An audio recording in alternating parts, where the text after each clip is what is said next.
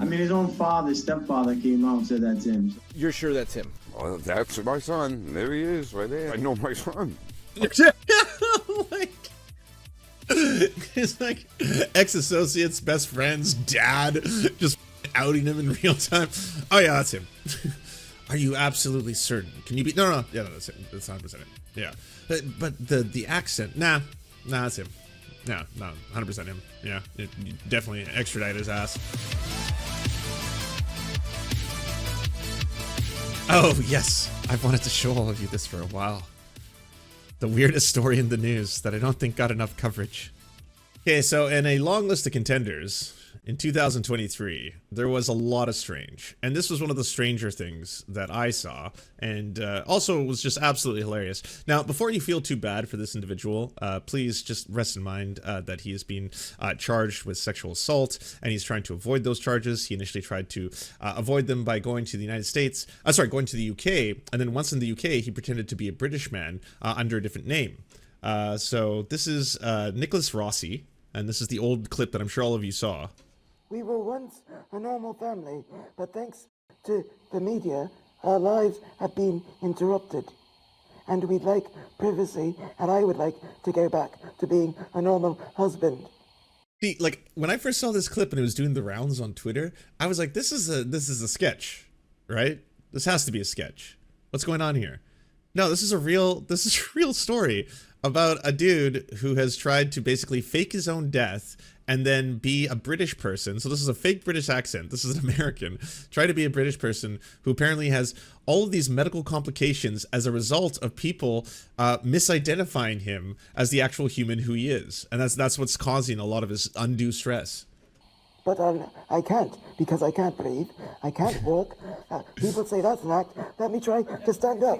Let me try to stand up. Exactly. Exactly. What do you say to someone who believes that you are Nicholas Alahverdian? I am not, Andrea. I am not Nicholas Alahverdian. I do not know how to make this clearer. What do you say to people who say these are Yeah, I forgot about this guy too, but I have brand new news. Apparently, he just had his day in court in the US, and there's footage of it. And giddy up. Yes, I have already seen it, and it's absolutely as glorious as you can imagine. He continues the bit. He has not dropped character at all. He's still trying to do this shit. crocodile tears. He's putting on a show. This is all an act. Oh, Andrea, no, that's a low blow. That's a right low blow. So yeah, you probably all saw that clip because everyone's like, what the fuck is going on? Just a quick little bit of the background to him and let's just say his struggle. Out on bail awaiting his next extradition hearing. Who are you? I am Arthur Knight, and this is my wife, Miranda Knight. Yes, so he's pretending to be an individual called Arthur Knight. He's pretending like this is someone trying to have a false identity because he's trying to avoid, being extradited to the United States to, again, await trial for sexual assault. And so he went to Britain and pretended to be Arthur Knight. I don't know how he got associated with his quote-unquote wife. That part of the story is a mystery to me. Unfortunately, there are those who would claim differently. Are you Nicholas Rossi? No. He's doing the character of what Americans think British people are. Yes. See, if I was trying to do this, if I was trying to flee, if I was trying to pretend to be a British person, everyone would know very quickly. No, that's that Lance guy from the Serfs. This is that's just he does this bit all the time. It's not even that good. You know, who does he think he is? Some kind of like World War II-esque leader or something like that? I am not Lance. I have no idea what you're talking about. No, yes, I'm France. Yes, France. I've been British my entire life, as you can so clearly tell by my jowls as they move. Yes, British. Very British, as you can tell. Yeah. Are you That is Nicholas completely Alahverdian? insane. Absolutely not. Are you Nicholas Brown? Yes. When asked why he changed his name from Nicholas to Arthur, It's always he Churchill. replied I always default because to it was Churchill. associated with bad childhood experiences in Northern Ireland. Miranda, who claims she married her husband in Bristol 2 years ago, says she was there when Police Scotland arrested her husband in hospital as he recovered from COVID. Arrivals to court for bail hearings were in a wheelchair. So I don't know if this goes as deep as he actually managed to like fool someone in Britain to marry him, who then believes his story, and that's why she's like, you know, being an accomplice in it all. An oxygen mask remained on throughout this interview at their Glasgow home. I nearly died. I nearly died, and we are terrified. How can I be a flight risk? By the way, this is not real. You don't have to feel bad, all right? This is not him actually suffering. He doesn't have a severe inability to breathe regular air, and then has to be lifted in and out of everything. This is all part of the act. If I can't even stand. The electric wheelchair is... He's entertaining. Well, I mean, it is in the sense that like, I can't believe this is real. I still can't believe this is not a bit. It's not a prop. There's no faking of this illness. This is a case of mistaken identity. You say you've never been to the United States? Never in my life. They claimed in court you were identified from tattoos. That is not true. There is no evidence whatsoever that there are tattoos, and I've shown that to news reporter after news reporter. In this interview with a US network, he did agree to roll up one sleeve. It was up first. I think also one of the reasons he may have been eventually caught here was that he started doing these press tours, right? Like, I think you see, there's a little bit of he wanted to be in the spotlight, so you tempted fate, you know? You grifted a little too close to the sun. Further, right? And have you had any tattoos removed? The man wanted in America to face a rape charge is known to have multiple tattoos. He's done quite a masterful job of hiding himself from the law. Prosecutors in Utah say Nicholas Rossi, also known as Alahverdian, is believed to have used at least 16 different aliases. 16 aliases? No, typos. These are very serious charges that this man faced. No, typos. There were typos, I say. I'm British. They claim this man faked his own death to evade those charges. Did you fake your own death? Sharon, we're sitting having a conversation. I've never been dead to anyone. After so many years, I know him inside out. I know my husband does not have tendencies as a rapist. He is going to be needing a very large team on the pitch to try to say that I am a rapist, because not only are we terrified because this is a vicious lie, but we are also incredibly disgusted by the fact that we now have to live our lives in a secretive way because my wife can't even walk down the pavement to get... Yeah, she's only known him for 2 years. Again, I don't know if she's in on the bit. I don't know if that's the whole part of his schemes. It's hard to tell, you know, with a professional liar like this. ...to pint of milk. And it continues. Some people would say you're saying it a secretive way, but you're now speaking to various media outlets, including us. Why? What is the purpose then of this interview? The truth needs to be known. Hubris, ego. That's it, right? Like, again, maybe one of those things he would have gotten away with. He just wanted to have a quiet little life by himself, but then he realizes he needed to start doing entire press tours. And I guess that initial video did go pretty viral, the one where he's like falling over. A section of this interview was shown to Brian Coogan, who almost adopted a teenage Nicholas Alahverdian. Both were involved in local politics in Rhode Island, with Alahverdian becoming a critic of the state's child welfare system. I'm 100% sure that it's Nicholas Alahverdian. I will bet $50,000 cash on it. Wait, Rhode Island? No way. This is a dude with a Rhode Island accent. I'm talking about Nicholas. He's got a Rhode Island accent, and then he's said, no, I can pull off British as long as I sound like I'm always out of breath. I'll put the cash up. That is Nicholas Alahverdian. And the more that he says it's not him, and the more that he tries to play a game, the more I want to come to Scotland. I have 5 boys. He's almost like my sixth child. You know when your child's lying to you. I mean, his own stepfather came out and said that's him. So. You're sure that's him? Well, that's my son. There he is, right there. I know my son. Like, it's like ex-associates, best friends, dad, just fucking outing him in real time. Oh yeah, that's him. Are you absolutely certain? Can you be? No. Yeah, no, that's it. That's 100% him. Yeah, but the accent, nah, that's him. Yeah, no, 100% him. Yeah, you definitely extradite his ass. Just know my son. That's definitely Nicky. He's older, but it's him. It's a game of chess that Nick's playing. And at the end, he's going to be checkmate out. Guaranteed. The case returns to court for the next stage of extradition proceedings in April and May, when the prosecution say the issue of identity will be resolved. Sharon Frew, STV News. Well, I now get to show you, because we can fast forward to now, where we have the first video footage from law and crime trials. And I missed this, okay? I know this came out a month ago or 2 months ago. Yeah, there it is. Yeah. Man accused of faking his death after alleged sex crimes. Asked judge to call him by his new name. Your Honor, if we could call Arthur Knight. All right, State of Utah versus Nicholas Rossi, 2219-0668. Ms. Dugan is here. Ms. Vasquez is here. I understand the defendant wants to be referred to as Mr. Knight. Mr. Knight, can you hear me okay? Mr. Knight, can you hear me? Can somebody out at the Utah County Jail? He's shaking his head, yes. You can't hear? Okay. Ms. Dugan? Your Honor, I'm asking for a continuance if we could set this out to April. Yeah, I can't believe this is real life.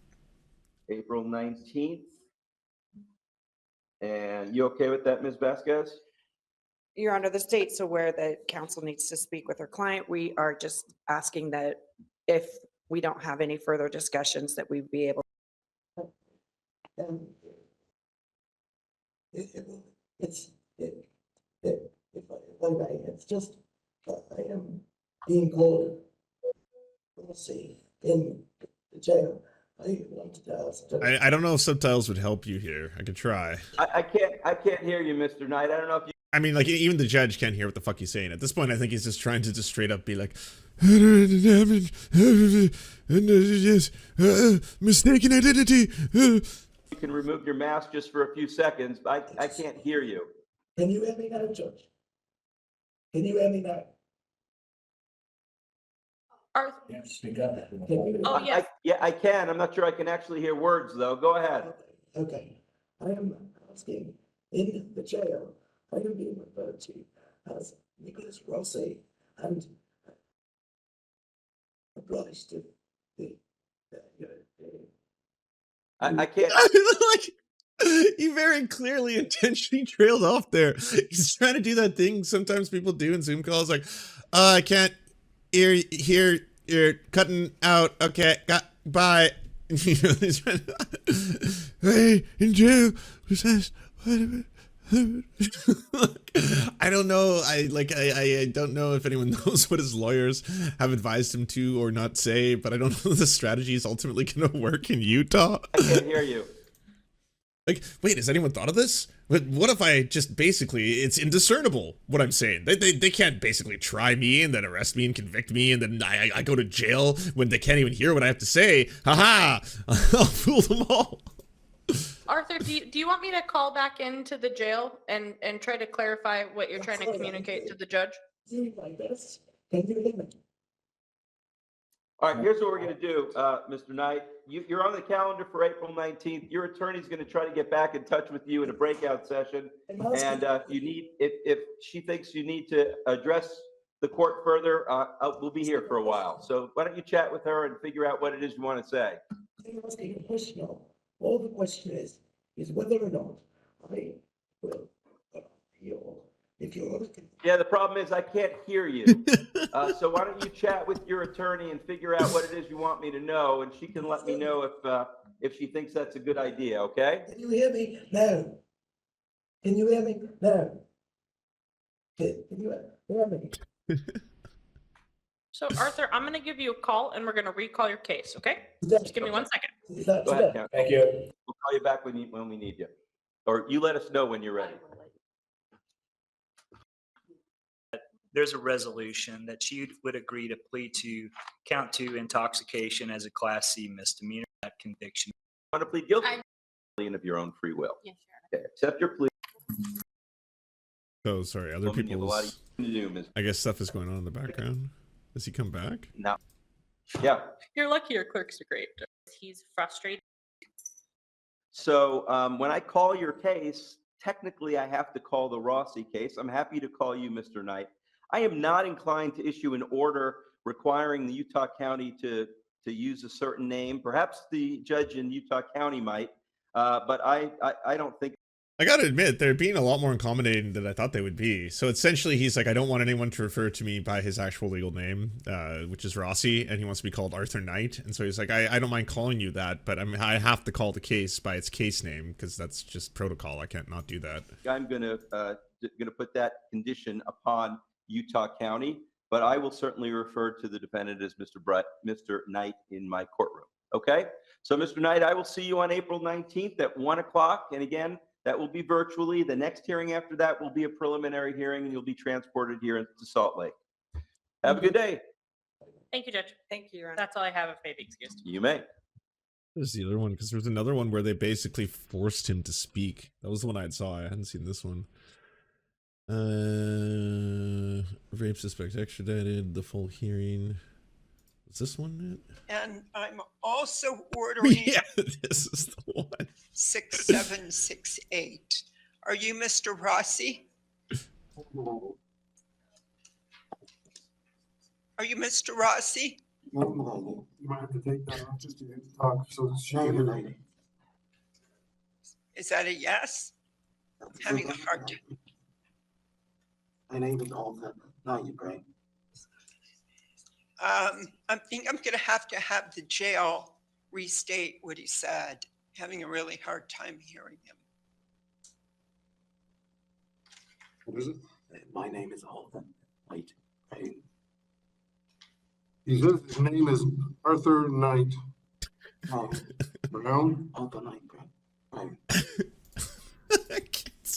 So in this one, he had to get the jailer to translate for him to the judge. I can't hear. You want to have him state his name and date of birth? Yeah, I'm sorry. we can't hear him at all. Can you ask him, can you please state your name and date of birth? Here, get a little closer. Lady, my name is Arthur Knight Brown. My date of birth is 22nd of the 11th, 1986. Okay, I think we're having a problem with understanding who this person is. This is not number 36.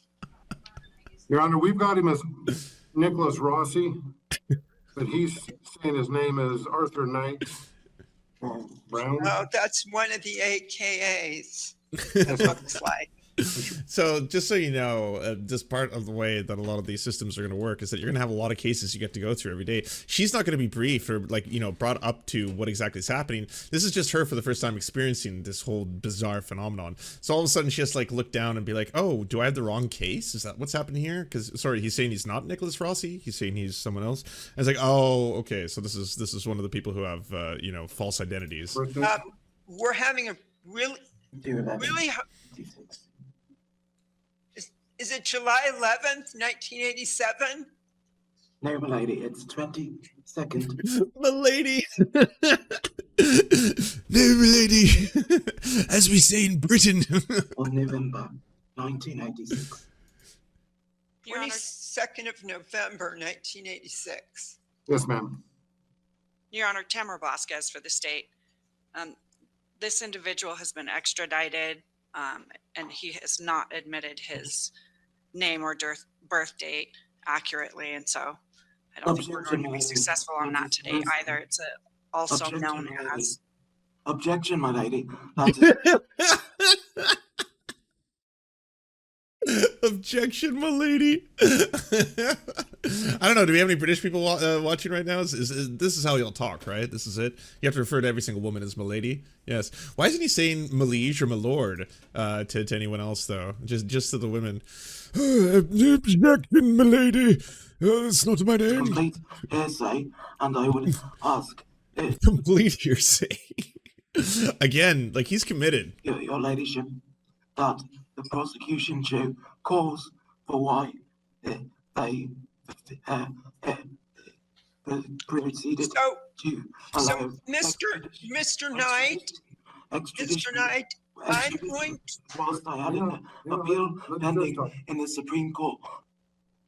Mr. Knight, I'm going to appoint a lawyer for you.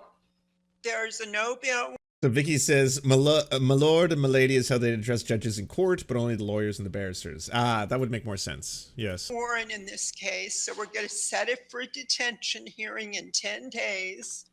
And I'm also ordering that you not have any contact. And if we can have the alleged victim's name protected. Oh, okay. Yes. Well, how was he supposed to know who not to have any contact with? We're going to have to get the no contact order form given to him personally. Okay. All right. So I am ordering that you not have any contact with the person who's going to remain confidential until you get a copy of the no contact order. So hopefully that makes sense. And when you get the order, you can see who it is. I'm also ordering that you be given a copy of your charge. It is a first-degree felony from November 1st, 2008. Yes. From November 1st, 2008. So you'll get a copy of that. Your next hearing will be in front of Judge Lawrence. January 26th. 1 o'clock, Judge Lawrence, and that will be a detention hearing. Your Honor, before we go, would the court ask the bailiff if defendant has been fingerprinted and photographed as part of being booked under this OTN number? I'm not sure, but if the court will, send notification to our records department, they can follow up and make sure it's been done. Okay, I will make that order. I Lady, am ordering that he be fingerprinted and photographed. Thank you. Okay, Mr. Knight, we're finished. I have an attorney, Lance Bastian. Okay, well, your attorney can show up at the next hearing, and then we'll vacate the appointment of a legal defender. We haven't been notified of any hearing.